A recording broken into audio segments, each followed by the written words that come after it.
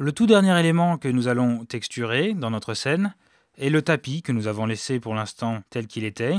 Mais nous pouvons voir ici que nous avons un effet de zébrure ici sur le tapis avec des taches noires et blanches. Nous allons donc recréer cela et paramétrer le système de particules pour qu'il soit rendu avec Cycles avec les bons paramètres. Pour cela, nous reprenons notre scène là où nous l'avions laissée, c'est-à-dire étape 28.blend, et nous passons en vue globale avec slash. Nous sélectionnons notre tapis, qui pour l'instant n'a pas de matériaux, et nous passons en vue locale. Lorsque nous faisons le rendu en mode renderer de la vue 3D, nous ne voyons rien pour l'instant.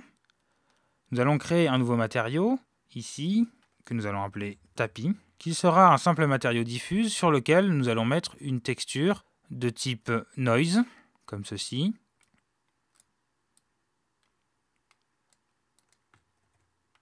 Nous essayons de voir le résultat. Voilà, nous avons ce résultat-là. Et nous allons définir des parterres en niveau de gris.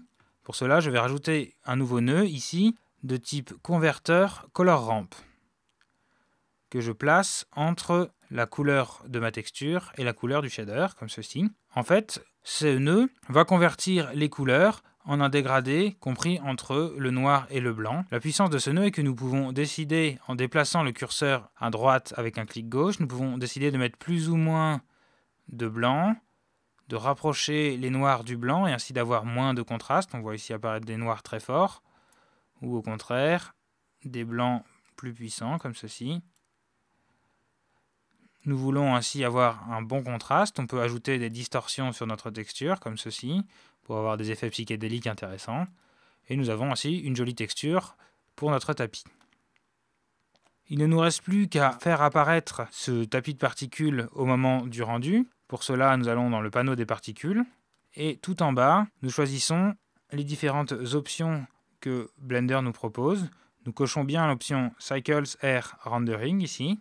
Nous laissons cocher ces options qui permettent de définir la taille en pixels au maximum d'une particule. Et nous allons juste jouer sur l'épaisseur ici de notre tapis de particules en rentrant ici la valeur à 0,20 et à la fin 0,15. Nous avons ainsi réglé le système de particules. Nous ne pouvons pas le voir ici en mode prévisualisation, mais cela apparaîtra au moment du rendu. Nous avons simplement diminué l'épaisseur de chacun des poils afin d'avoir un rendu plus fin au moment du rendu. Nous pouvons activer le nombre d'enfants ici dans l'onglet Display. Et à ce moment-là, nous voyons apparaître le rendu dans la fenêtre de prévisualisation. Et nous voyons que nous avons des poils assez épais. Plus nous mettons d'enfants, plus le rendu sera long, mais également plus il sera réaliste. En dézoomant un tout petit peu, nous avons un rendu très réaliste sur notre tapis et nous voyons bien les différents poils qui le composent. Nous pouvons sauvegarder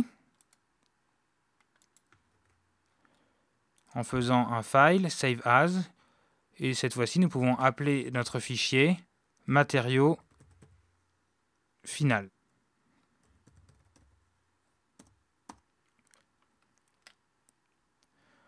Nous en avons donc fini avec la partie des matériaux. La prochaine étape est maintenant de créer une ambiance lumineuse dans notre scène et de positionner la caméra pour pouvoir préparer le rendu.